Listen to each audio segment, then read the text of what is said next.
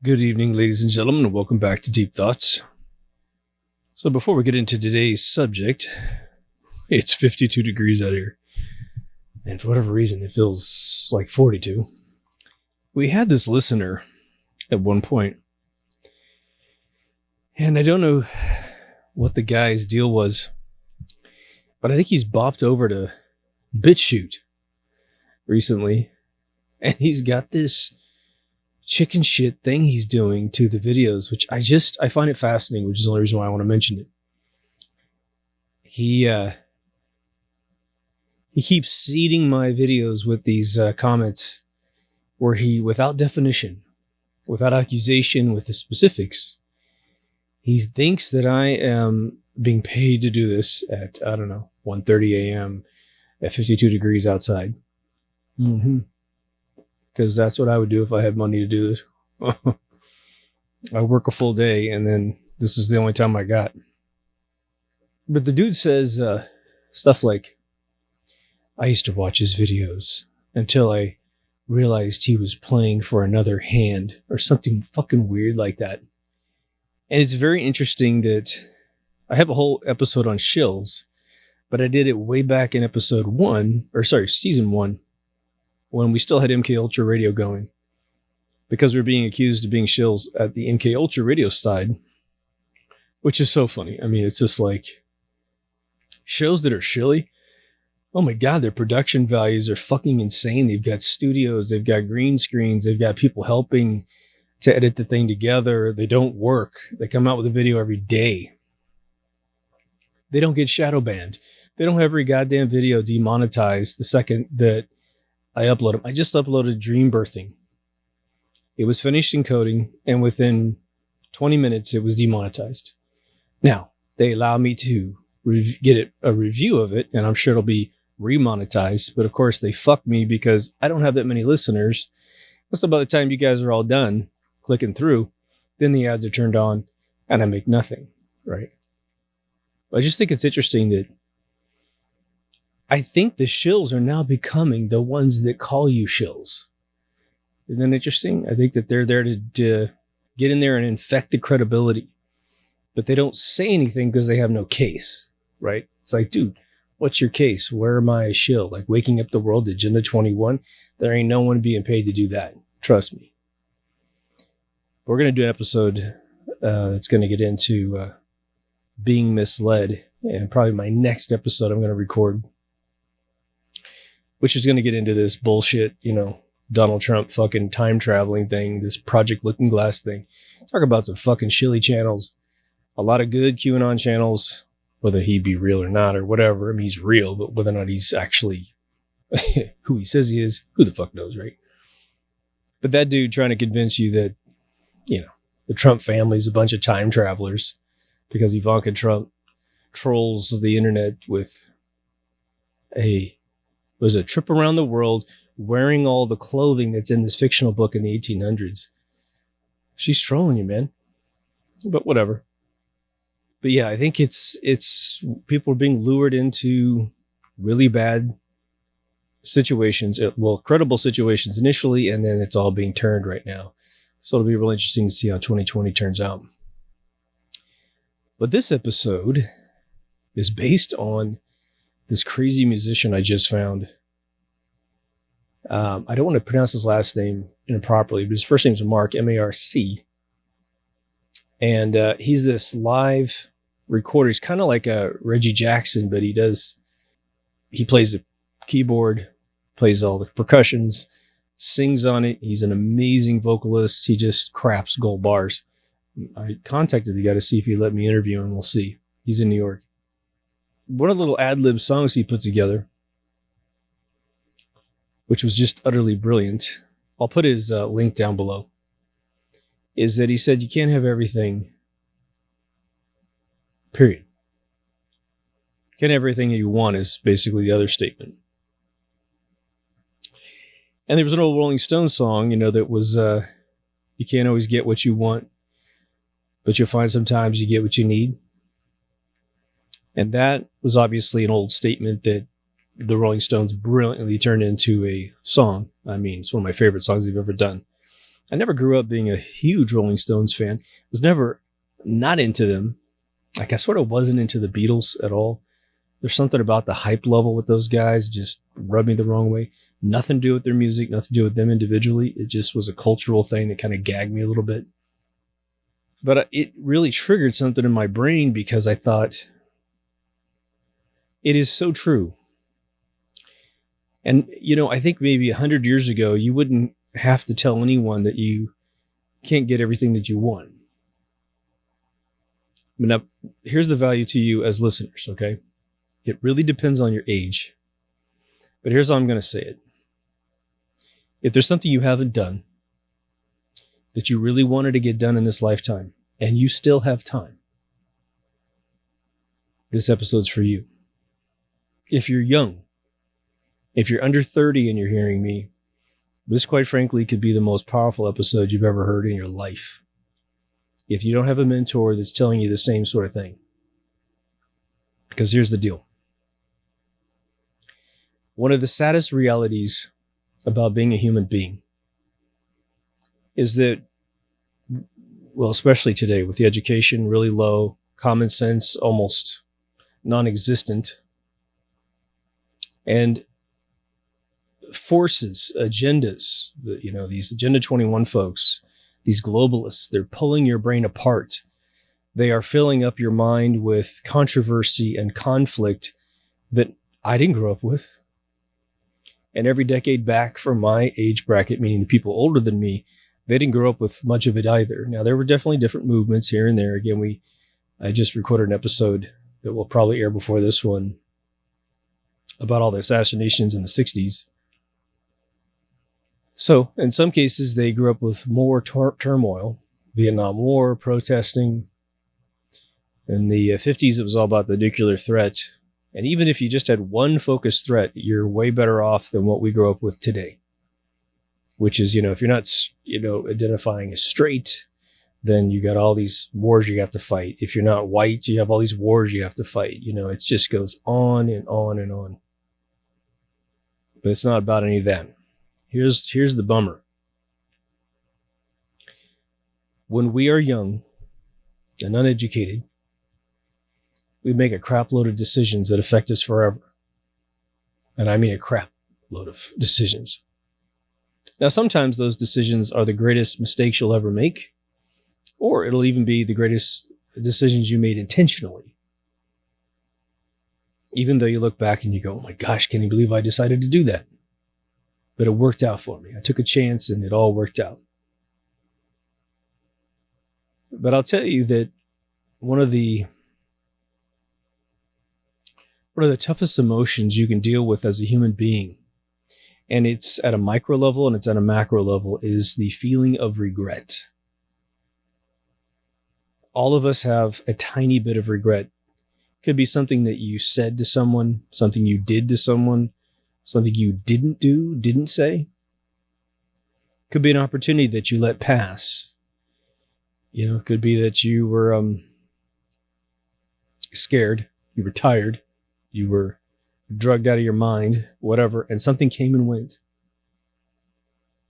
It could be that you, perhaps in one year of your life, said, man, I really got to learn how to do this. And if I learn how to do that really, really well, you will perhaps impress the right person, make the right amount of money, gain the social mobility that you need. But you turn on the video game instead. You turned on that marathon session on Netflix, and you just waste it away. And then a couple of years pass, and the moment came when you realize, perhaps because someone next to you didn't dial out, someone else next to you did hunker down, and you watch them get on that train, and they go to Pleasureville, and you're stuck back on your sofa, going in that loop. When we are immature and inexperienced, we have knowledge but no wisdom. We make a bunch of decisions because life sort of pushes us in that direction. Now, there's a lot of fallacies with the way that we do this because we believe that you roll with the punches more often than we should consider our life something that we design. Once you start realizing you can design your life, you can design who you are as a human being. Grow your hair out long, cut it off, dress in the trends of the world and look like a tool, or make up your own fashion. Just piece together stuff that no one else pieces together.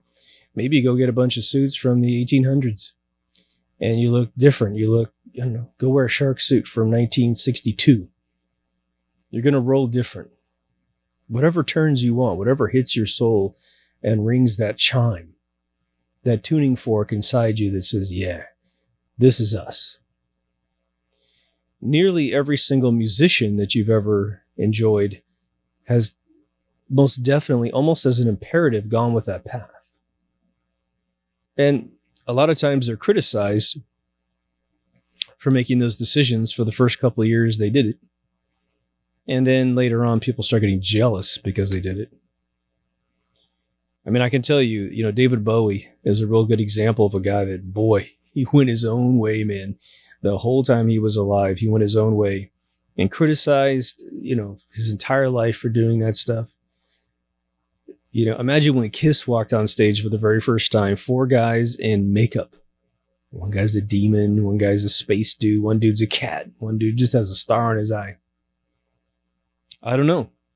Their music was really good, so that probably softened the blow a little bit. But when Gene Simmons shows up on the Dick Cavett show to do an interview and stays in character the entire time, your mind's a little blown. Prince, that dude invented his entire fashion. Now, he definitely took some from Jimi Hendrix. He took some from, I think, even Adamant. It goes on and on and on. But we're not talking about that. We're talking about making sure that you take a moment to wake up in your own life. We're so worried about waking up to the world and all the deep politics and all the agendas. That's important and that's good. And if you got time to do that because you love your life and you made at least overall your mean of decisions you're very satisfied with, and you come to terms with things that you had to give up, your regrets are there, but they're not deep. They don't hurt too bad. Then you're good. But our youth, I don't know about what state they're in.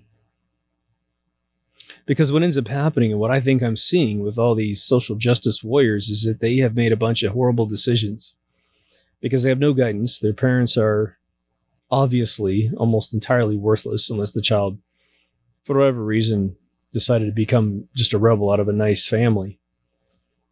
But usually, what was it Jerome said in the movie Under the Cherry Moon? He goes, I hate stupid people. He says, you find a stupid kid, you follow him home, knock on the door, and a stupid person will answer.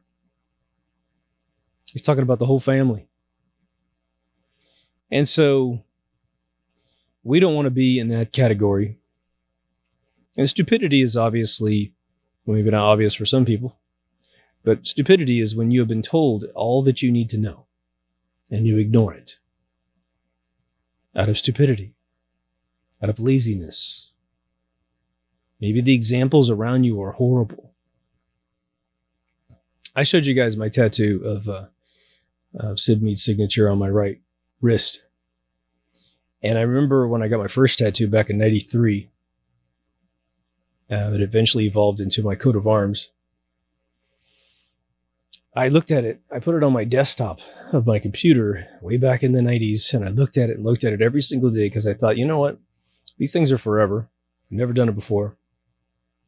So I need to contemplate forever for at least a year. Isn't that interesting? I'm going to use a finite amount of time to consider an infinite decision. Now, I don't live an infinite number of years. At least my body doesn't, right?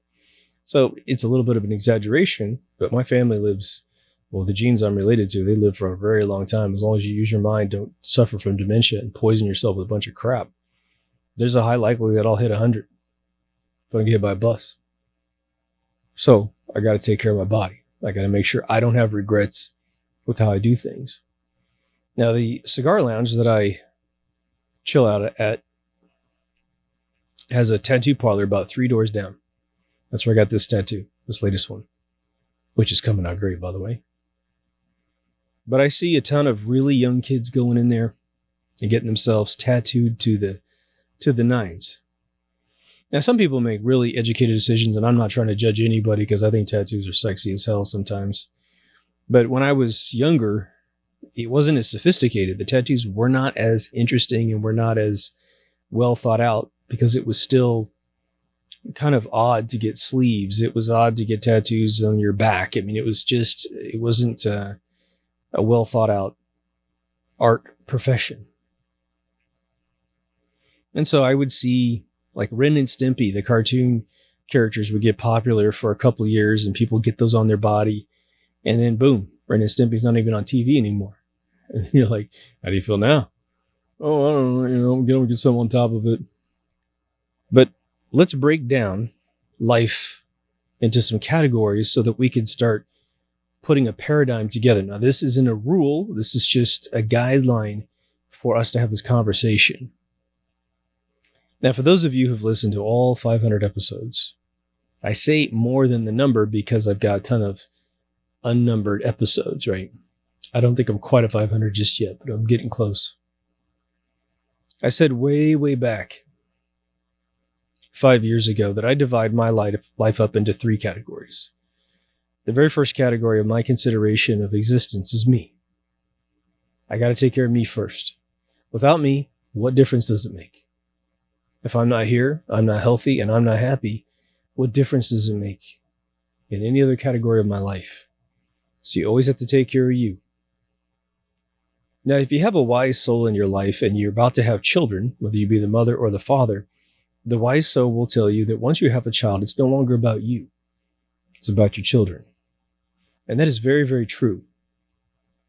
What I think that means is that we generally prioritize our children over everything else in the world. But the truth of the matter is, at all times, you are the number one priority. Now, it doesn't mean that if your child's standing in front of us, an oncoming bus, that you wouldn't run out and sacrifice your life to save your child's life. That's different. That is a terminal situation. That's where you can flip the priorities and make sure that your child goes on and you eat the bus. But if you're not happy, what life can you possibly provide for your child? Even if you're a part-time parent, you have to be happy for those visits. You have to be happy because you need to go on living. It only gets harder as you get older. It's absolutely true. It doesn't get, level 10 from level 1 or anything, but it increases difficulty. Your body starts to shut down slowly over time. Your eyesight starts to suck. You're just not as young as you used to be. And once you start realizing, you start hitting that threshold, it's interesting. The next one up, I'm just going to say in chronological order, is usually your job, your profession. How are you sustaining yourself? Because it is almost just an extension of you. If you're rich and you don't need to work, then this doesn't really apply to you. But if you need to earn money to pay bills, then work is the very next thing.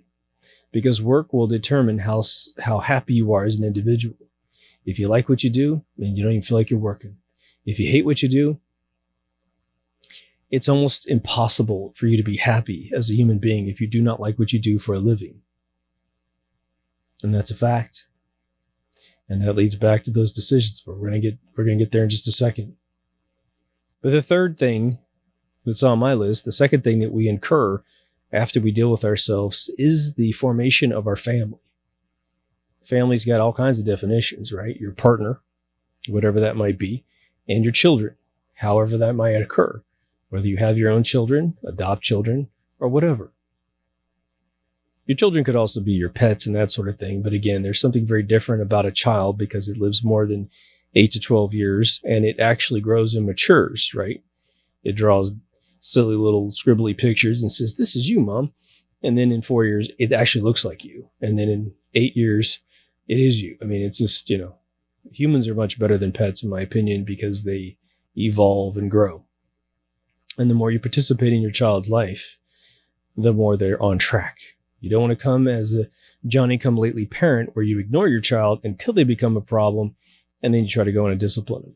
This is another thing that we do when we're younger.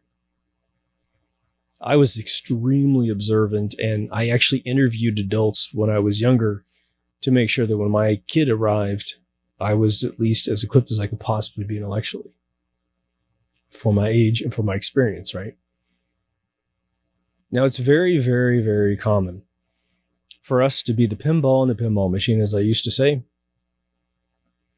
We're just bouncing around this field.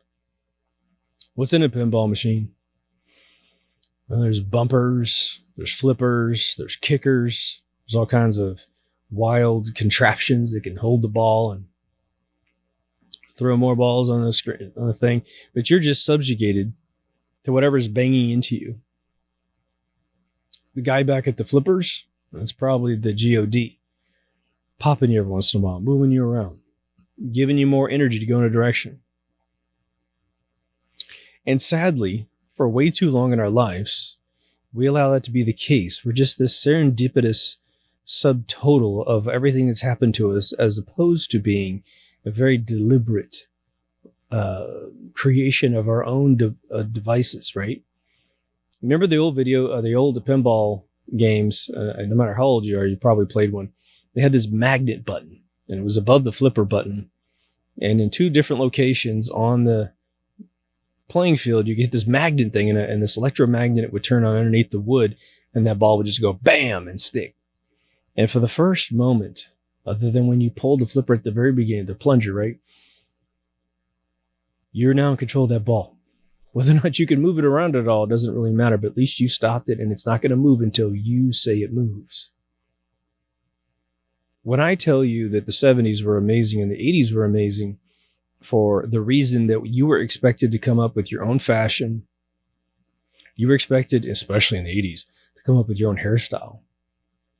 Whether you shave one side of your head and left the other part to grow out, you colored it a million different ways, you grew a tail, you grew a mullet, whatever you did, you were expected to come up with your own look.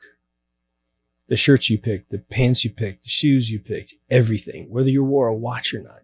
I mean, it was all, what sunglasses do you wear? What eyewear do you wear? You were expected to design yourself. And one of the major upticks of that methodology is that by the time life really started, whatever, 18, 22, depending on your schooling, you already had a tremendous amount of practice taking control of your life and crafting who you are and seeing the successes of your decisions and the failures. This episode is about getting as much from life as you possibly can. But even that imperative, even that goal can be crushing if you don't temper it a little bit and make some choices early in life. We are taught by marketing departments all around the world that you're to get everything that you want constantly. That's what credit cards are about. Go get what you want. I just got this, it was an advertisement in the middle of this video game I play on my, this app that I play on my iPad, and it does like interstitial ads to pay for the play of the game, which is starting to get sadly prolific. And it shoved me over to some Capital One credit card, and you scroll up this website. You just have to sit on the website for 60 seconds. It's appalling. Nothing to look at. I already have a Capital One card. What the hell? So I'm looking through, and it's telling me like a 10-point pitch about why I should get a card. It's all about having fun.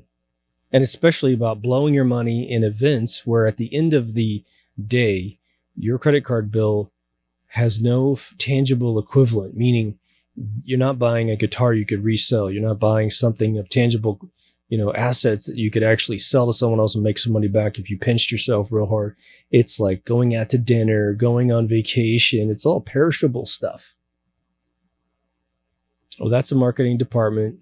Actually, unless you're rich, unless you have a great job, or you have a lot of financial control, it's going to destroy a lot of people's lives because they're going to, oh my God, free money. But now let's go back to the first quadrant, you.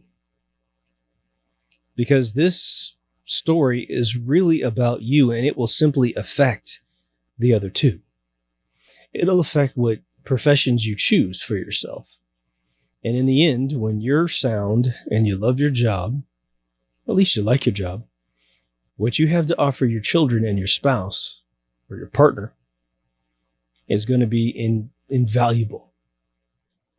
Remember when I told you guys, I repeat it all the time because I want you guys to think about it. The way you determine your compatibility with another human being is to figure out what their purpose is in life, their theme of life. Do you help others? Are you creative? Are you here to create experiences? Are you here to help those who do? Whatever your theme is in life, and it's usually very simple, very, very simple, you have to find a partner that believes the exact same thing, or at least has to be supplementary. You might be the creative one, and you're going to partner with someone who enables your creativity. It's fantastic. I got friends that have lived lives together like this, and man, they're just powerhouses and they're always happy. It's tremendous. But how are you going to find out the answers to these questions? It goes back to my old friend, or my friend Eric. I guess he's kind of an old friend. But my friend Eric, he told me once, he goes, he likes to hike out in the woods. I told the story once before, but he said, look, he likes to be in nature. He likes to hear nature. He likes to smell nature. He likes to be in it. He just drives all over the place and hikes. He's a big dude too. And he said one of the most frustrating things is people walking by him with headsets on that are so loud that he has to hear their music. And he said, it just infuriated him because he's like, why come out to the woods and run around if all you're going to do is put a headset in and dial out of being in the woods? Why not go to a park or a track? Because you really don't care about anything. Now, obviously, he has an opinion that's fairly biased, and I can understand why they want to be in nature at the same time. But he made a very profound comment at the end of his statement, his rant. He said, I just think the younger people of this world can't listen to their voice inside their head. They can't have a conversation with themselves. They can't hear themselves because that's a terrifying voice of perhaps failure. And whether or not he's accurate about that particular group of people, I definitely believe that that's true. I find that people who drive around in their cars with just music playing constantly, they cannot drive their car without having the stereo up so loud that if you were to try to have a conversation with them, it's technically impossible. Invariably, they try to have the conversation with you and they end up saying, what? It's like, hey, turn the fucking radio down, dude. Let's have a conversation like some adults would do. Right? Now, I understand if you want to listen to Deep Thoughts Radio all day. I mean, hey, come on. But you should have some time where you have nothing on. And you think about life, and you think about yourself, and you think about decisions you made. Some that are good, some that are bad. Now, making a bad decision, I want to dispel as quickly as possible in this episode. We all know that failure is literally one of the most beneficial things you can ever accomplish or experience, I should say. Because it tells you about yourself. Don't feel bad if you fail. Feel good. It's like the old story they used to tell us when we got into quality assurance inside software companies, and they would say, the rookie QA guy or gal, when they find a bug, they try to overlook it and not put it in the bug database to be fixed because they feel like they have committed a crime, like they are responsible for the bug. Instead of saying, oh, I got one. Now, if I report this and the coder fixes it, then however many million people buy the product, they're not going to ever have this problem ever. It's a good thing. And that's our life. It's okay. Now, when you're younger, that's when you want to have all your mistakes happen. From the second you can start controlling your life, and I don't care how old you are, 8 years old up, right? Make those decisions, make those mistakes, learn from those mistakes, and make different decisions. Thus, creating a more beneficial, happy life. Now, as I've said several times on the show, when I was a kid, you develop trade skills before you're 18. Tons of them. Before I was 18 years old, I could professionally code a computer. Professionally. because that's what I did when I came out. I immediately sat next to people 10 years older than me, and I was running loops around them. I could paint professionally, illustrate professionally, both digital and analog, oil and acrylic, pen and pencil, right? Never really dug pastels or was it the chalk stuff? The charcoal. Yeah, I could do it, but I didn't like it. It was all messy and gross. Nobody wanted that crap in their house anyway. I could pretty much service a car quite a ways. Rebuilding an engine completely by myself, probably not. But well, I could probably do half of an engine rebuild by myself, depending on the car. Again, today's cars are way more complicated. Back in the 80s and early 90s, you could still find the spark plugs, right? Without taking an injection manifold off the top. But I knew how to shingle. I knew how to build. I mean, I had all these skills. And, you could assume that, I was a stockman, I was a clerk. I mean, it was like all those little jobs you have when you're a teenager that sadly seem to be the only experience the kids have before they need to get a job, right? So the cool thing about that was when I moved to California at 18 years old, or 17, very quickly 18, I just got an engineering job instantaneously. Within a month and a half, I had the job. Great. People ask me if my high school ring was a college ring. But what do we have today?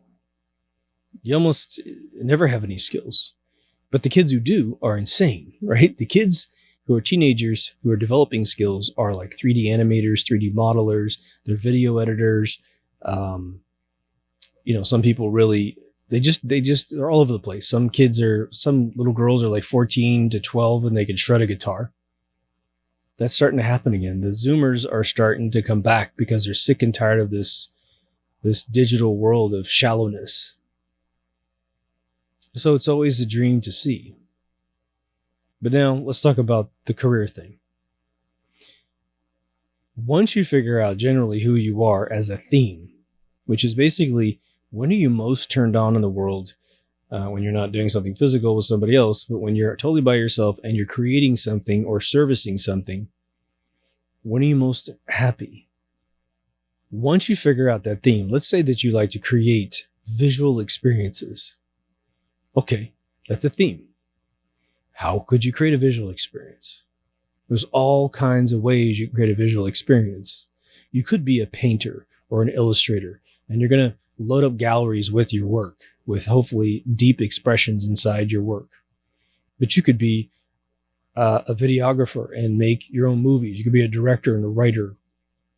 You do your own editing on your computer. That's a visual experience. It has a lot of other dimensions to it as well. But that's part of a visual experience. You could be an actor on stage, creating a visual experience for people. You could be a dancer, whatever. You see where I'm going with that, right? Once you figure out your themes, you could then figure out what careers feed your theme. What if you're a mathematician? There's different levels of mathematicians, right? A basic mathematician becomes a fantastic accountant and saves everybody's bacon. You learn how to file taxes, you learn how to take care of books, and you have a job for the rest of your life because an accountant will always have work. It's just easy. If you even went out on your own and created your own accounting agency and then you bomb out, you just walk into any accounting agency around the world and just say, hey, I'm a great accountant. Got an open seat, got some clients, I'll make it happen. But an upper end mathematician might go off to work for an aerospace company, or you work for a big machine learning company and you get super intellectual with your data analysis, which is one of the hottest careers in the world right now. I'm going to give you one more and then we'll move on. If you were musical, right? Well, there's musical people that know how to recite music, meaning they sit down, read sheet music, and they're really excellent at playing the oboe, the violin, or whatever.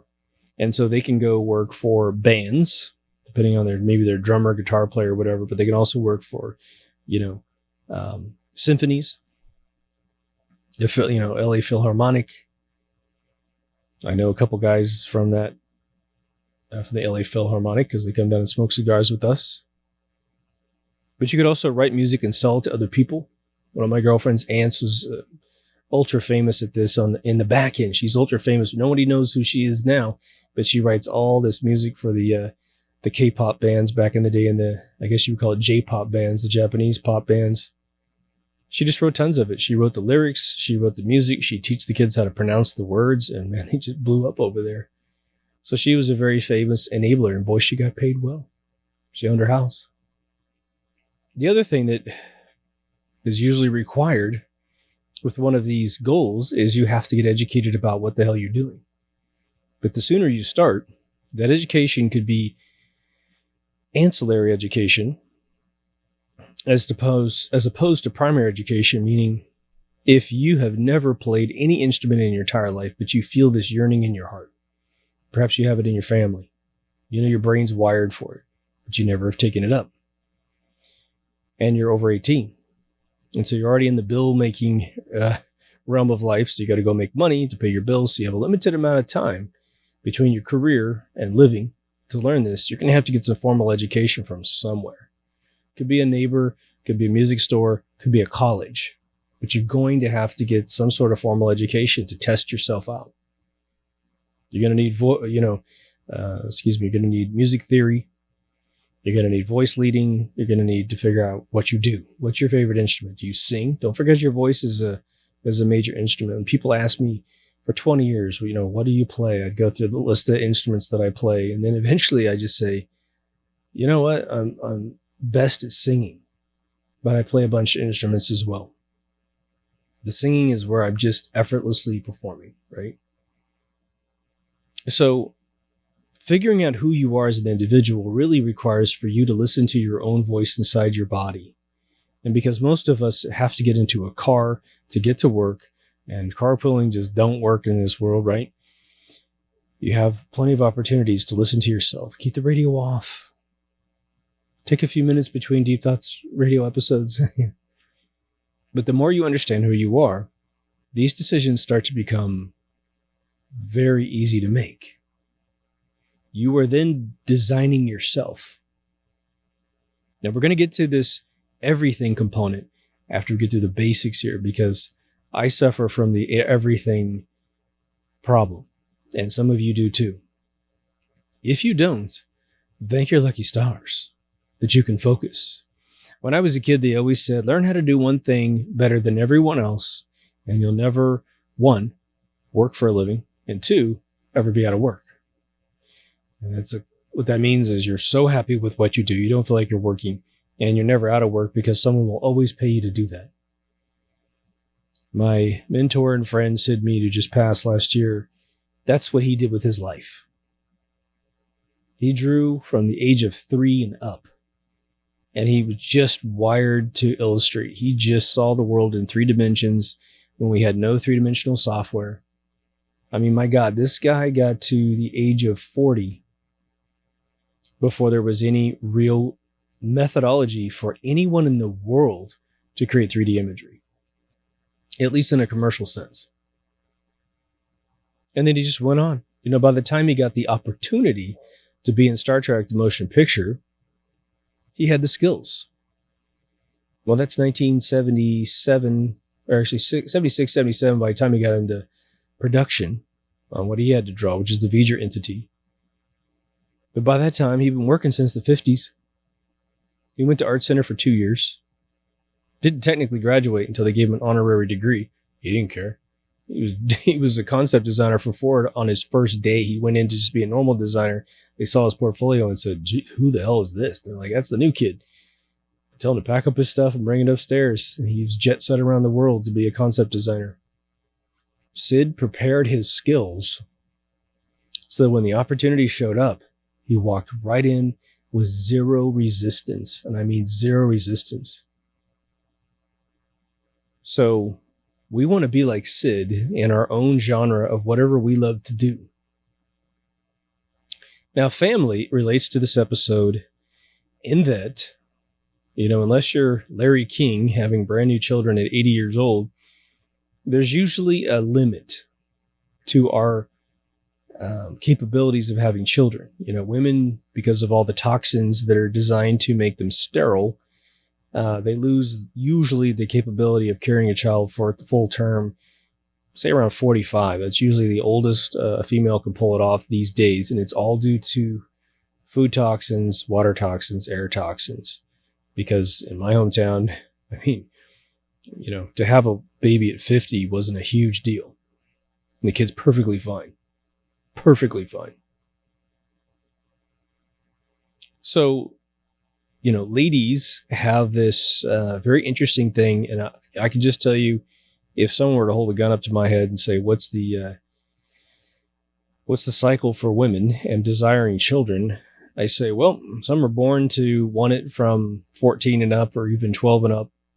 Every daughter likes a little baby because they have this maternal instinct. Now, technically speaking, when a female starts menstruating, that's really nature's way of saying you can have kids now. But obviously we penalize that sort of thing in this world for good reasons. Until at least they're 18, make some decisions, But at early 30s is when the woman, my friend Jessica Chobot, she I think she was like 30. We're out having drinks. This before she met her husband. And she was saying, oh, I'll never have kids. I'll never. And I'm looking at her thinking, come on, you're beautiful. You're super duper brilliant. And you're a fun person. You really play video games. Like all these hot girls on the internet that lie about playing video games and read a script. And, she's like, whatever. And I said, look, within 2 years, you're going to want to have a child on a level that you won't be able to control. And 2 years later, she not only was married, but she had her first child. She's happy as can be. And she's a career woman at the same time. I don't believe she has a second child. But it happened. It happened exactly like that. And it hit her like a ton of bricks. And I said it to her because I've had plenty of friends that went through this phase. Now, we all have different times when things actually occur to us, but the important thing I want to put on you is that you have to think of everything you would ever want to do in life and then prioritize it based on your age. Take all your risks when you're young, especially when you're living in a room, you're renting from some friend, maybe you're still capable of living at home and you're in a nice area like Los Angeles where every single career in the world exists, plenty. Save your money, take those risks, do things for free that you would never be able to do for free when you're in your 30s. Because as you move into your higher end goals, those opportunities are much more difficult to pull together unless you have a very understanding, wealthy partner. Now, I'm going to tell you a story about my buddy, Bobby Blotzer, who's the drummer for Rat. He's told this story a number of times in public, but he told me that, because I edited his book as well, Tales of a Rat. He told me that when he was in his teens, he first thought he wanted to play the guitar. His best friend wanted to play the drums. So his best friend bought the drums, he bought the guitar. And they started jamming together.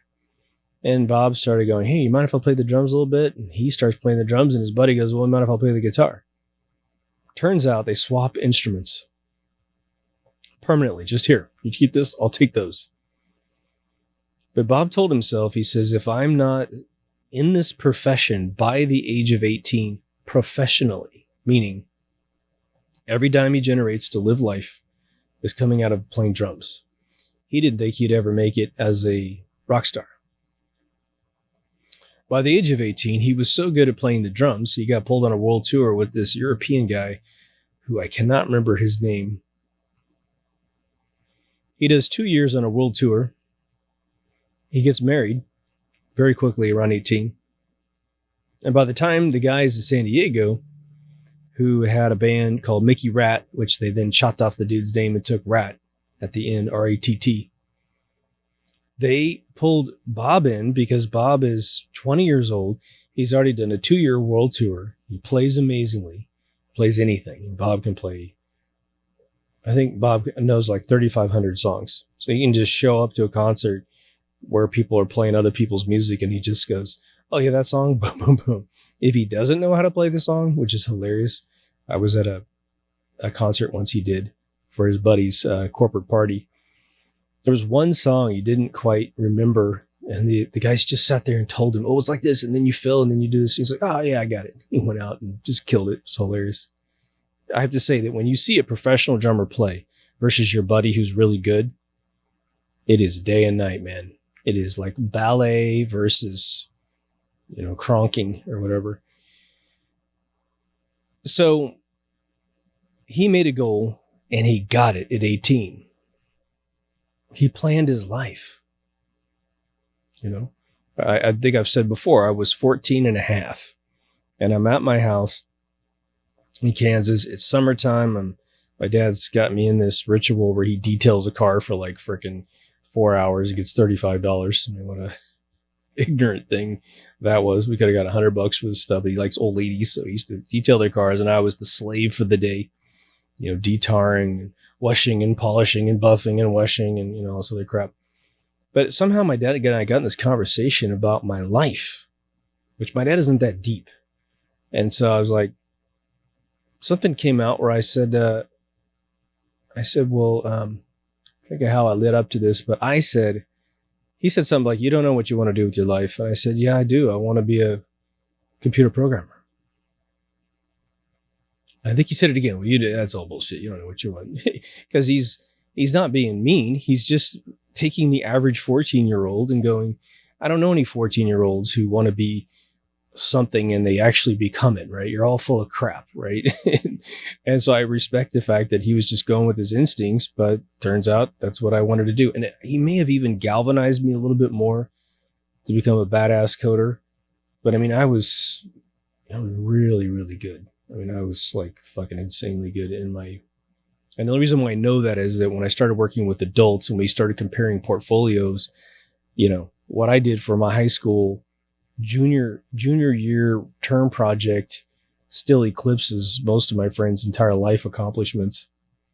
And it's so funny if I interview at a company and I have to talk to these really young kids and they're like, oh, do you really know how to do this? And I'm just like, dude, if you live to be a fucking 100 years old, you'd be lucky to do all the shit I've done in my lifetime in coding. It's really funny. So don't let anyone as well get into your brain and shit on your dreams because they're yours. And I tell you, the best way you can avoid someone crapping on your dreams, and let me just tell you, your narrator speaking from experience, and this seems very counterintuitive, don't tell anyone. Don't tell anyone what you're doing. Just do it.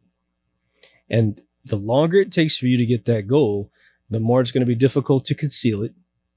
But don't tell anyone. And it's a really strange thing. I've mentioned this probably 3 or 4 times in all the episodes, but I went to a Ray Bradbury lecture once in Ventura, California. My buddy Kyle from MK Ultra back in '89. He calls me one day. He goes, dude, Ray Bradbury's going to talk.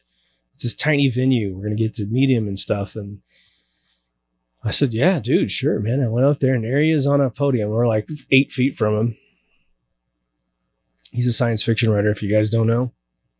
He's one of the most famous ones of them all. He wrote the Martian Chronicles. But he said, when you start writing a book, he said, don't tell anybody. Because the universe gives you a finite amount of energy to write your book. And if you spend that economy on bragging about doing it, you're spending the exact calorie energy of creativity that would have gone into the book. And there's something about that little thing that applies to anything that you're doing. My uncle stopped smoking once. He said, and he literally stopped forever. He said, people go, oh, Clint, it's so good for you to stop smoking. And he said, don't do that. He said, don't give me any celebration for doing this. Just let me not smoke anymore because I want to. It's like hiccups, You don't think about hiccups if you want to get rid of them. And as soon as you get rid of them, don't think about them anymore, right? Go compress your diaphragm, you'll get them back again, right? The other thing is that you will try careers that you don't necessarily, you'll find out you don't like them as much as you thought you did. And that's power. That's superpower. There is no need to feel depressed at all. Try a career. And if you don't like it, or whatever, you're trying a trade skill of some sort. If you don't like it, do not get depressed. Go completely the opposite direction and go, woof, I thought I wanted to do that, and I don't think I do. Now let's go on to the next thing, because there's an infinite amount of things that you want to do. Trust me, whether or not you realize it or not, just turn the radio off, go zen out somewhere, and you'll have so much on your list, you'll be back to being in an anxiety level trying to deal with which one should go first. But now let me throw this at you, and I don't know how many of you suffer from this issue, because I have suffered with this issue, and it's going to sound potentially braggadocious. I apologize. It might sound narcissistic. It's not. But sometimes you're good at everything that you touch because you think things through. You plan, you design. You don't just jump in and, hope you can pull it off. You look at it and go, I don't think I'm ready to do that yet. Right. Like, for instance, I'm trying to give a stupid one. A stupid one might be that, you were in a scrappy neighborhood when you were young and you had to defend yourself by boxing or whatever, fighting in general, every style of fighting, whatever, your kids, you don't need style. And maybe you went all the way through 18 years of that stuff. And then you see a UFC fight on TV and you're like, oh man, I can jump in the octagon and do that. And then you realize people have mixed martial arts. They have, Gracie jiu-jitsu, and you're just wrapped up like a pretzel in 5 seconds and you can't breathe and you're trying to tap out, but you can't even get your hand out, So the idea is sometimes when you plan, you look at that UFC thing and go, man, those are pros. I might have scrapped when I was a kid. Those guys will knock you clean out, right? You might look at fine art. You want to be a painter or something, and you painted and you love it. But then you look and you look at a Rembrandt and you go, oh man, okay, how do I get brushed steel like that? How do I make a face look photorealistic? Okay, well, it's going to generally take this amount of time to practice and practice and practice. But sometimes it's just, I don't know. Like, I have had experiences where my biggest kiss of death was I would try something and I would ace it. And then I would get bored of it and move on to the next thing, which I guess is not a crime. But what it did was it gave me the accolade, blew up my confidence that I can figure out how to do stuff, fell in love with it, did it, and thought, oh, I'll just put this aside for now, and then I'll come back to it at a later time. Sometimes I did, and sometimes I didn't. And then your skills can atrophy, right? Kids would get, like I said, when I was 9, I was probably painting like I was 20. And so when I was 20, I could bang out a painting in 3 hours that people in their 50s can't do. It was just one of these things. But then 20 years passes and I haven't painted in, well, that's not true. I always have a paint project. I haven't painted like I used to paint for probably 20 years, which is big, giant, album covers and all kinds of wild stuff. I do my own wild, surreal shit. And I just haven't done that in a while. And if I did, I'm going to have to get back into the whole thing of like, oh yeah, I got to pick up, I'm going to do oils, I'm going to do acrylic. Okay, I don't want oils to be wet all over my house constantly. Let's go acrylics or whatever. Okay, now how did I do that before? But, I wanted to write music. Well, my God, I must have practiced on a guitar for 3 years for hours and hours and hours every single day, not taking any lessons like an idiot. I can read music, but I can't read it like live, right? You can't just give me a sheet of paper and go, there, go. But I can sit with a band and watch someone else play something and go, oh, I see what key we're in. Or I can just fiddle on the neck of a guitar and figure out what key we're in. It's kind of horrible while I'm figuring it out, but once I figure it out, man, then I can riff. It's crazy. Same with the piano. That's why I like vocals, because I can just hear it and go boom and do whatever I need to do. But programming, crap like tax software, and then getting back to my roots and programming video games, drawing video games, doing sound effects, writing scores for video games, writing scores for weddings, scores for this and that. So I've developed a ton of skills. I was a professional at all these things.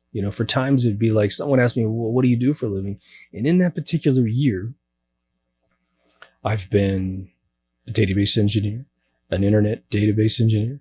I've been an artist. I've been an artist for fashion. I've been an artist for the websites. I've done 3D art. I've done 2D art. I've done sound effects packages for the Game Boy Advanced. I did Madden and Toy Soldiers but at the same time, I'm running a big department of a bunch of folks. I mean, it was just like, it's hard to say. It was like, I just do a lot of stuff. And I'm also studying screenwriting on the side. So you can get to a point where you are in love with several different things. So what do you do to deal with that? Well, if you're young, I want you to have a big grin on your face and say, okay, maybe I can get it all, but let's prioritize.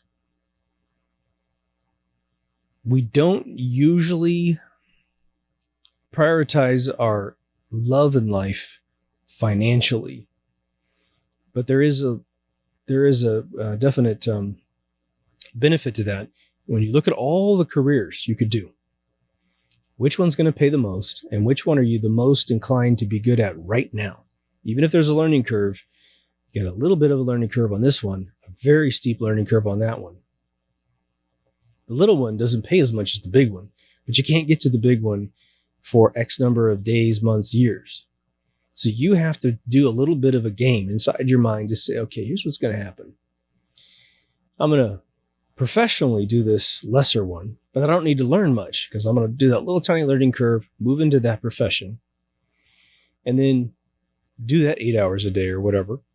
And then I know I've got about 4 hours because I'm young. I don't have any kids, don't have a wife or a husband. I got 4 hours after work to learn this big one.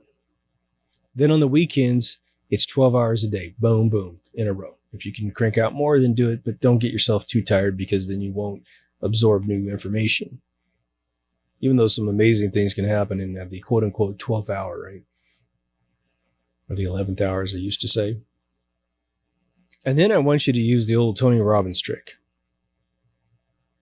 because this is what is really powerful. Now, I'm going to say this to you, and you're going to hear it, and you might agree right away.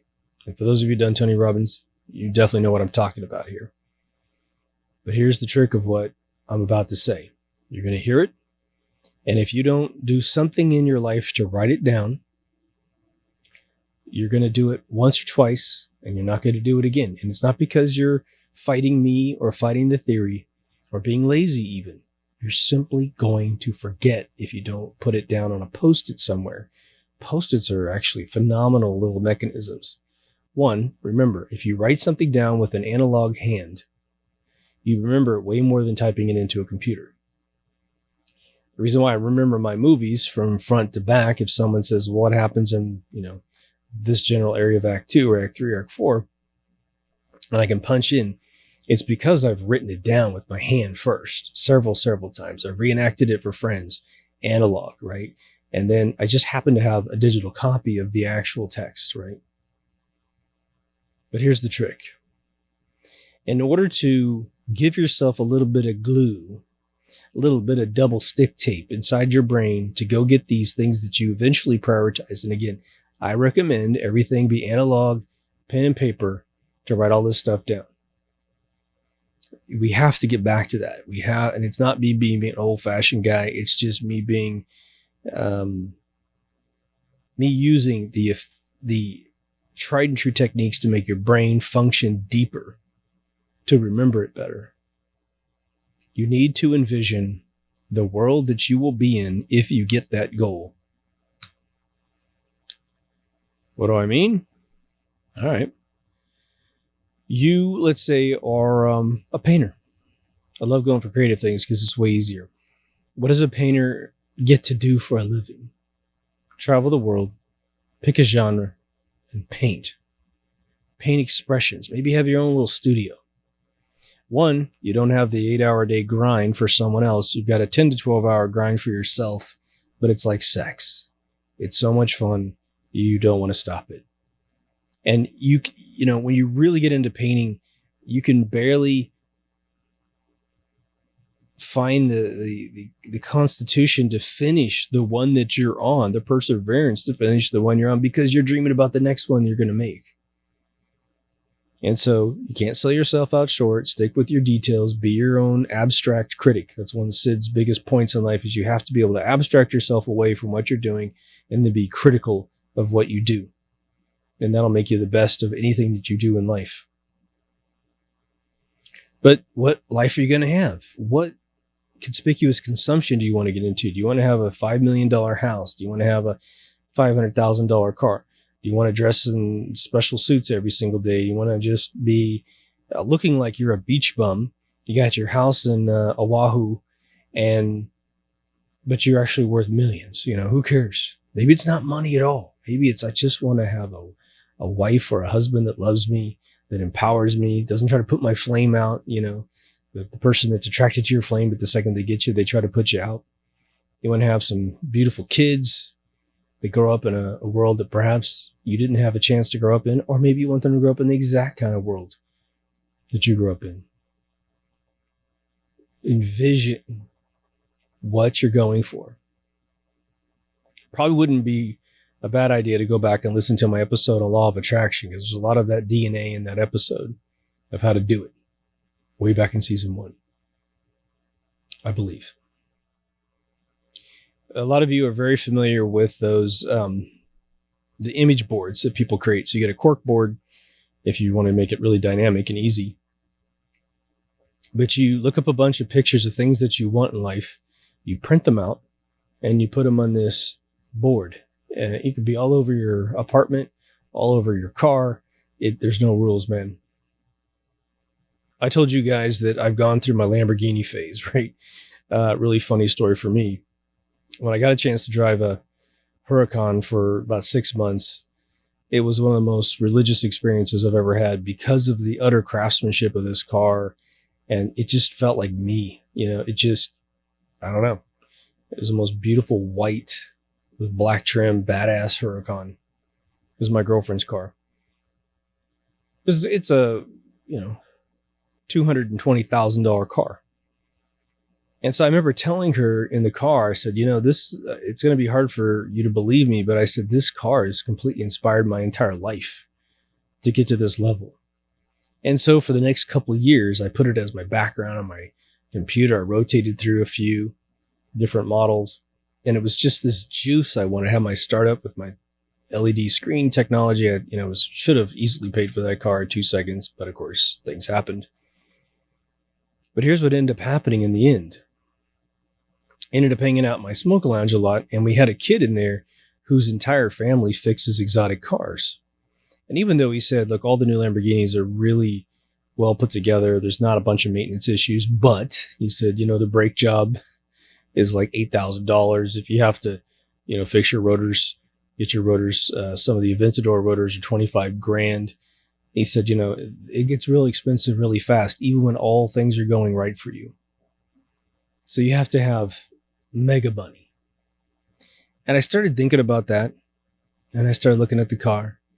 And I started also seeing those videos of kids spit on the cars, scratch the cars because they're so jealous that anyone can own those vehicles. Plus, there's a bunch of douchebags that just own them where I live. Some good people own them where I live too. So I thought, you know what? I'm going to get lumped into a bunch of crap that I don't want to get lumped into. And I divorced my mind from the concept. But it's because I created that focus board thing that I was able to go through the entire Kubler-Ross effect, anger, denial, negotiation, and acceptance, with letting go of that idea. Now, if I stumble onto $10 million, I will show you my Huracan. When I wanted to be a musician in the 90s, I just kept getting better and better and better at my studio software and, cranking out music. And it was really living with the angels in terms of just writing a bunch of music. But I started, of course, it was the 90s. And so you start hearing about the tours that were happening in the 90s with all the heroin and all this other crap. People started overdosing. And then I'm just going, Jesus, man, I wouldn't want to have that lifestyle ever. Just to walk on the stage, for a couple hours a night and get worshiped by a bunch of fans, and then hit the road again and have to, sit in the bus for 36 hours to get to the next city. And when I finally met Bob and we started hanging out, he started telling me the stories of what it was like. And in the 90s, it was a little bit better. Again, when you're a mega multi-platinum band, you can fly every once in a while. These bands don't fly as much as you think they do. What happens with bands and rappers and all this shit is that they will make one big giant VIP trip. Someone will pay them to do a VIP trip. Like they'll say, "Oh, you want me there? Well, you're gonna have to put me on a G5," and some corporation will do it, or some venue will do it, and they get the cameras out and they film the crap out of that, and they make it look like every time I travel, I fly my own personal private jet. You know, Prince nearly went bankrupt with that regiment because he was flying the Concorde constantly. They literally said he had to sell his catalog to Warner Brothers because he had managed to get himself in so much debt flying jet setting between Paris and Minneapolis. It was a big deal. But I tuned out of it. I literally let go of my music ambitions because of that, which was dumb. Now I look back, I have a little bit of regret of like, I didn't achieve like one song that was sold in the public eye, like a Crystal Method song or something, a Prodigy song. I should have pushed one all the way out the door and at least given up at that point if I still wanted to do it. But at that point, I'd have massive skills and would have been able to continue cranking it out. And of course, the sad thing about all music is that unless you're really lucky to come up with your own very specific sound and texture, everything you created in the past sounds like crap because you can hear the old instruments, the old keyboards and stuff. You're like, me, you ain't a Beatle, buddy. And so, you know, but as you know, they say that time heals all. That's another methodology. If you do have a regret, and it's almost, there's massive regret that very few people have in this world, but time will heal almost everything that you have as a regret, even a relationship you didn't have, something you said to someone. You know, I don't know if I ever did an episode on regret. I'll have to check that out. I know I've talked about it quite a bit. But there was this super embarrassing moment that I had, I think just prior to moving to San Francisco, where I had this kind of cleared out of my system. But I was raised in the Midwest, and there was it's just a little digression on regret for 1 second. It was probably one of my most embarrassing moments of my entire lifetime. I went to San Diego. I told the story one time. So if you remember this, you have an elephant's memory. I go to San Diego, and we're staying at this beach house that this dude owned. He was this massive landscaper, like super famous landscaper for all the big aristocratic families that lived down there. We're talking about the heirs to like Sears and Roebuck, Montgomery Ward, all those kind of kids, right? Trust fund kids. Many of them who are still CEOs of their parents' company. But I'm with my girlfriend, and we got two people in the front. We were a couple, and we had the guy that owned the house to my right. I'm sitting, in the middle of the back seat. And they turned on the radio, and it was Kenny G. Now, it doesn't take a genius to realize that if you're a metalhead or a techno fan and Kenny G comes on with his little, whatever you call that thing, it's a saxophone or clarinet somewhere in the middle there, the thing with the reed. It's real soft, quiet storm kind of music. And everybody in the car took a shit on this guy. Everyone was like, "Oh God, get that guy thing out of it." And I said the F word. F-A-G. I called him an F-A-G. Okay. I am not saying that because of his perceivable orientation. I think he's straight as an arrow. But I said the word because that music it was a phrase that I learned in the Midwest. And again, we didn't have anyone that was profoundly out of the closet. And those who were, we respected 100%. So I'm just saying this is just like a slur. I'm holding my girlfriend's hand over here to the left. She's from Queens, New York. So she's like, tough hombre. She starts mashing my fingers. And it surprised me. I was like, whoa. And I was like, what? The guy next to me is gay. Who owns the house? Who has been nothing but a gentleman to all of us. And he was cool. He had heard it a million times. And later, she told me, like, the guy's gay, And I didn't have any gaydar. I swear to God, like the guy who just didn't have anything, flamboyant about him or anything. Maybe that would have helped me out, not saying stupid things. But I felt awful, obviously, that I said something that didn't mean what it sounded like I said. And here I'm offending this guy. He's been nothing but a gentleman to us. And then the mistake I made. So that's the first level of regret. But I'm 21 years old, fresh 21. So I lacked the maturity to pull him aside and say, I'm really sorry about what I said. I didn't mean it the way it sounded, because he probably would have said, don't worry. He was like the edgiest dude you've ever met in your life. I mean, this guy told jokes at the dinner table that I couldn't possibly repeat on this show. I couldn't even repeat the word he was defining on the show, which is a very sexual thing. And so he was very edgy. He wasn't like some soft guy. But anyway, it haunted me so bad that like about 5 years later, before the internet was out there, I tried to find out who he was. And I actually called the ex-girlfriend and I said, look, who is that guy? He goes, I have no idea. Why? I said, well, I said that thing in the car. And she just laughed. She's like, you think he's going to remember that? She said, you think he's going to remember you? I was like, yeah, you're probably right. I just felt horrible. So you can make bad decisions outside of your own personal preferences about what you want to do with your life. So in your life, it's all about missed opportunities. But if you even have 2 things you want to do, that whatever age you are, you're going to have to make the choice.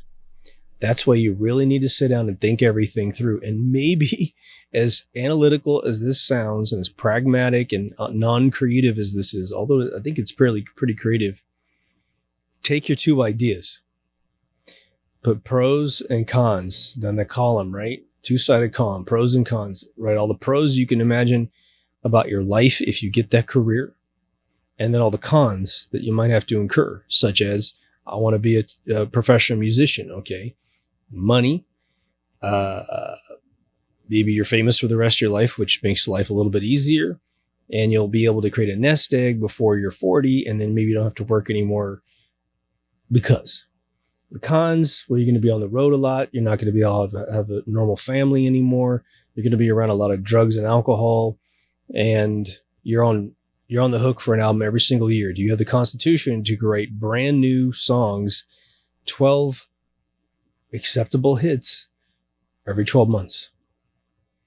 If any of you know the story of Boston, the band, which I always thought the album covers were just some of the coolest stuff ever. And I always got it confused because Boston's album covers and ELO's album covers look very, very similar. Boston, I believe the story goes, they made 2 albums, and they're just from outer space, man. I mean, they're so amazingly crafted and produced. It's like ABBA. You may not like ABBA, but their music is like alien shit, man. It's like they're aliens that came down in Sweden or something, or Switzerland, wherever they're from. They were insanely talented. May not be, I hated them. Well, I didn't hate them, but it wasn't my genre when I was a kid. I was listening to Kiss. Mom's listening to ABBA out front. But now as I listen to them as an adult, I'm just like, oh my God, that music was amazing. And Boston is one of those bands. But Boston created a 3rd album. So here they are just tearing up the charts in the early 80s, mid 80s. And they came up with this, well, they wrote this 3rd album, but they got in some big dispute between the band members or the record label or something. And it took a long time for that album to come out. By that time, it came out and you had the hardcore Boston fans about it, but it wasn't onboarding new fans. Missed opportunities. And was it really worth it? Only they'll be able to tell you. And the thing that we have to, here's a positive way to look at this argument that I'm proposing in this episode, which is you can't have everything that you want. You will never get everything that you want. How could you get everything that you want? Hopefully you can, because you have a really short list. And your priorities will change, just so that you know. For those of you my age or older, you definitely know this is the case. You have a bunch of stuff on your list in your 20s. It gets a little bit smaller in your 30s. And then it's almost like it halves every decade. So if, let's say you had 20 things that you want to do when you're in your 20s, it's 10 things in your 30s, 5 things in your 40s, and maybe 2.5 in your 50s. And then you're down to whatever you got in your 60s, right? You may not be able to get everything that you want. And you may hate that challenge. Someone saying to you, you can't have everything that you want. And then you're just like, screw you. I'm going to get it. Hey, if you got that attitude, keep it as long as you can, especially if you're young, because just that bumper car attitude towards life where you're just going to crash into everything. Hey, it's testing your brain. It's testing who you are as a person. It's testing society. And because you normally have to cooperate or have opportunities that are provided by the culture of your time, you may want to do something. Like, what if you wanted to be a crooner singer? Okay. We don't have very many crooners anymore, right? You're sort of Frank Sinatra kind of guys. But maybe that, because that's so unique, you can find a few nightclubs or casinos in Vegas or Atlantic City or all the other casinos in the world to do that profession and do it really, really well. Used to be that crooner guy in one of the Star Trek series. I can't remember which one. It was Voyager, I think. Maybe it was Enterprise. Jeez, I can't remember. So sometimes you will have everything set up, but life, the world, society isn't interested. That's pretty rare, but it can happen to you. But here's my thing to you. Okay. You may not be able to get everything that you want, but nothing should be able to stop you from at least getting your favorite ones. And that's a pretty decent compromise, wouldn't you say? Now, I'm not personally convinced that as long as your list is like 5 or less and you're in your 20s or your late teens, I'm not sure there's a lot of problems you're going to have with getting up to 5. Plus, there are different levels of getting it, right? So I gave you some personal examples of my own. Let's say that what I just told you about my music career was fully realized, at least to the level 1 of realization, right? Instead of me getting wrapped up in a bunch of sidetracking stuff in the 90s when I was really hot and making music, I focused, I cranked out one tune, my one-hit wonder thing, right? I get it on, soon to be iTunes. Let's say I even get some club play, get some radio play. I was in the Bay Area. I probably could have walked into half the nightclubs and played it. But I get one, at least. And, once you make one, you can pull out derivatives for at least 3 or 4 other tunes, like Zapp Roger plagiarized himself, so did P-Funk, so did Prince. You're told to plagiarize yourself when you start talking to a record producer per album at least, right? But let's say I get that out and I hang it up. Well, it's not a full-fledged, totally successful music career, but I will at least have had the one sort of proof that I could do it. And now that proof would be a lot more difficult to do because I'm older and I got bills and I got other goals, right? But let me just take you down my path. So my path for those 5 things would have been being a professional artist. Did it several times in several different mediums, being a programmer. I programmed, tax stuff, corporate stuff, video games. Being a musician. Okay, well, I definitely got paid several times to be a musician. From video games to both Knockout Kings in 80 or 98 to the Game Boy Advance stuff, plus a bunch of private venue stuff. I got paid to do it. It was a blast. Now, the one I didn't realize that I wanted to do, but when I finally got bit by it, I loved it, which was having my own company. Now, I've always had my own company since I was probably at least 23 years old. But I was a sole proprietor. And so then when I started my video game company, I got a chance to experience, I had a ton of people, Electronic Arts as employees, like 55 people there. Started my own company. We only got to about 30 at the biggest, but we employed a 75-man team in Peru, run by a British guy and his wife. So, it depends on how you splice that whole thing, but making people's lives and their dreams come true through my entity was just a reward that I couldn't have imagined, right? I guess being an educator is something else I've done, but I never imagined being an educator. It just happened. Sort of like being in charge of my own company or whatever. But this last one is writing film, right? And so, I've got 3 films that are pending right now. And so, if one of those pops, then there you go. I've sent one to the top and out the door. And so the only way to really hedge that bet is to just continue writing original content constantly. Don't rip off anyone else's idea. Be original. Because, hey, they always warn you in Hollywood, oh, someone's going to rip off your idea. I'm like, well, we'll come to a settlement if that ever happens. It'll be soft and easy for everyone. But honestly, a rip-off artist, that's all they can do is just rip stuff off. And then they'll be exposed for being rip-off artists, and then they'll lose their job. Me, I'll never run out of ideas. I have probably, I've written 4 of the 17 ideas I have, and I just came up with an 18th idea, which is actually going to be my next script.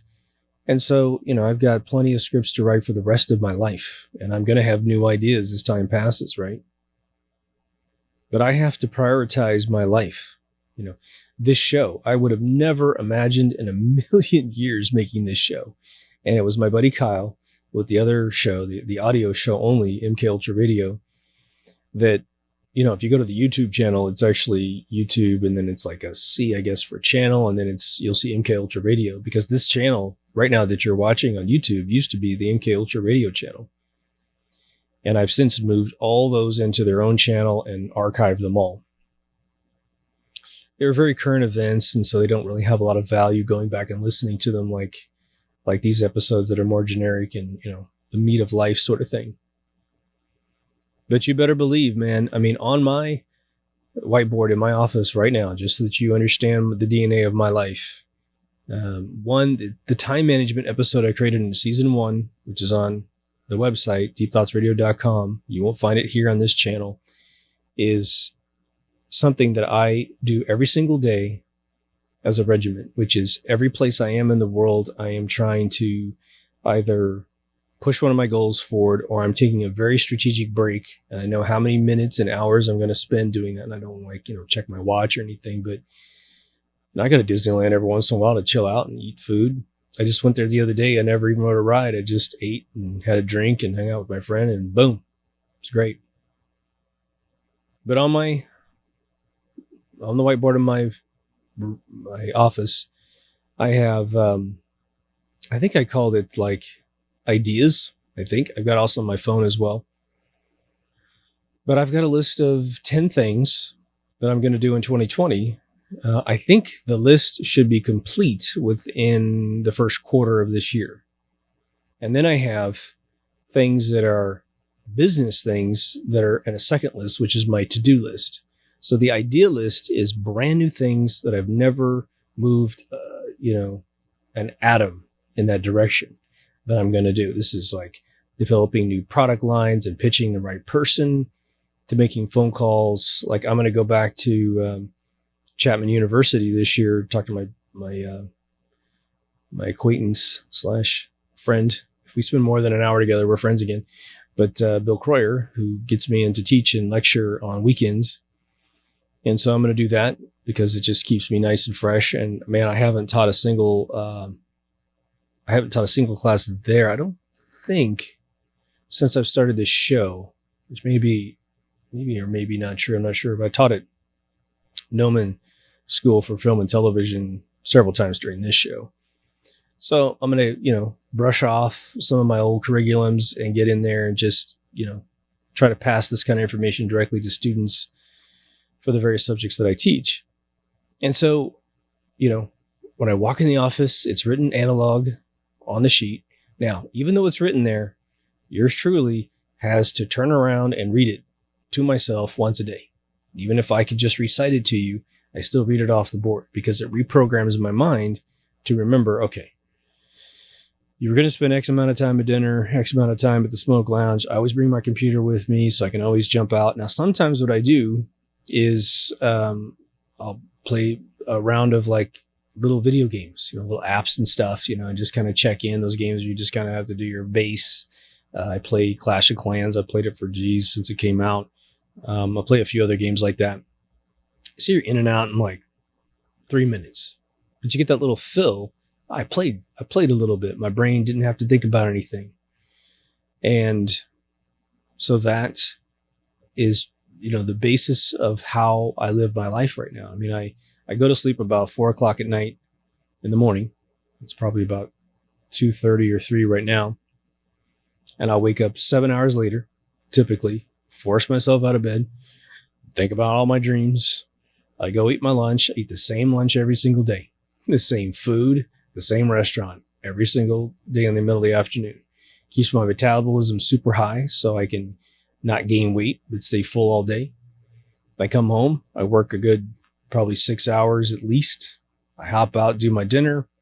50-50, I'll either go home again, but I'll make it to my lounge, talk to my buddies to get a little bit of social interaction, because we're always looking at the new conspiracy stuff, new Q updates, news updates, watch a movie together, just laugh together, think about new ideas, share whatever happened in our day.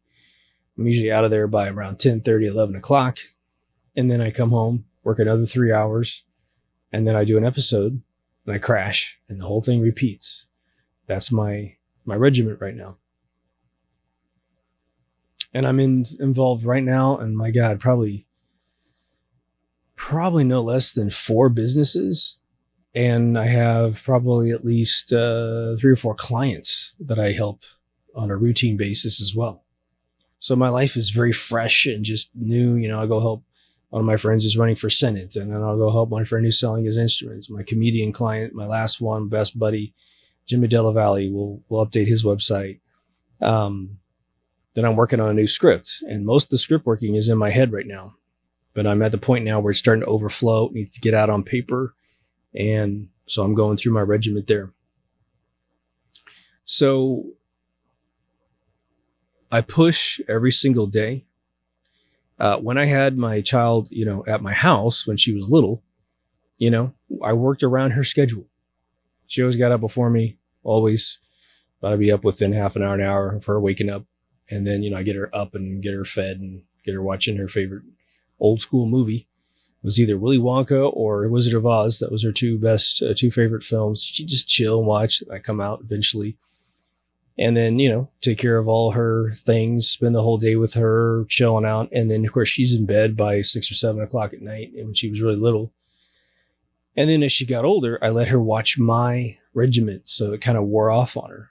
And so, it's no mystery to me that she went through college and kicked its ass and then became a teacher in chemistry. It was like I brought her up in science, made some mistakes in that realm because I didn't have all this knowledge I have today. But in the end, she got a great career and a great subject matter, which it works because it's real. It's not some foo-foo career, right? And so, we have teachers all throughout my family. And so my kid being a teacher is like, oh yeah, totally. It's in your blood, kid. Enjoy it. And she's loving it, right? So get serious about your life.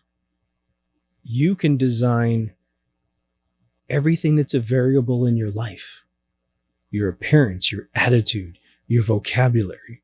I used to change my handwriting every year. Every single character from A to Z, I would write it differently every single year, just cause. I changed my signature every single year. And so I could look at a piece of paper that I signed and I go, oh, yeah, I know that's 86, that's 87, that's 88, that's 89. I could see what I had done. I could paint a painting and not put the year on it because I knew that signature meant a particular year. But that goofed up my mind to be able to be very ambidextrous with just character recognition. It also changed my mind about how I write an E, So you can design everything about who you are and make those choices so that you may not get everything, but you get all the ones that you love and all the ones that are important that you continue to be in love with. Again, you can want something, try it, and bail out and pat yourself on the back. And it's almost as if you have that kind of moment occur, it would be almost like go make yourself a trophy at one of those trophy stores and put it in your office because that was you figuring out something very important about yourself. And what it did was it put a rocket engine in all the other ones. So you were like, nope, don't want to do that. I want to do this one. And then kaboom, Bobby Blotzer, Thought he wanted to play guitar, ended up playing drums. 5 platinum albums later, and however many millions of dollars the guy made, he's happy with his change. He's happy with the failure that he didn't want to play the guitar. And the funny thing is, he actually plays guitar still. He plays the bass and he plays all that stuff. But drumming is what he does beautifully, right? So hopefully this episode is very helpful. You know, some of these episodes embed a lot of repeat stuff, but one of the reasons why I do it is sort of twofold. One, a bunch of new listeners that haven't gone back and listened to the old stuff. Two, some of you need to hear it again. It's just good to hear it again. If I was your friend in your life, carpooling with you or smoking cigars with you, you would find me going, well, are you still doing that thing? Yeah. You still like it? Oh yeah, great. Well, what have you done? Oh, cool, man. Show me. Oh, dude, that's amazing. You know, and it's like, I get into you and I make sure that you have that little rocket engine refueling that maybe you don't have the fuel, but you still want to do it. So that's what these episodes are for. Anyway, if you haven't been at deepthoughtsradio.com, please go. You're going to find all the links. I'll make this one fairly short since I've been doing long ones lately. There's 2 video, all the audio you can digest. There is Facebook, Twitter, and Minds.com. Minds.com is a copy of Facebook, but it's First Amendment protected. Our other video is BitChute, if you haven't done that, bitchute.com. All the links are straight there on the website. On the donation side, we've got PayPal and Patreon. 2 products I love, Brave Browser. Make sure and change the search engine from Google to DuckDuckGo, and Backblaze if you need any cloud backup. It's the best. I make no money from those 2 products, but they're great products. I use both of them religiously. Season 1 is not on this channel. It's on this different channel, and the link's right at the top. There's a store with 2 shirts with UFOs on them that commemorate this season of season 5 and the beautiful UFO that lands in the backyard. So until next time, take care of yourself and someone else, and I will see you in the next Deep Thoughts. Over now.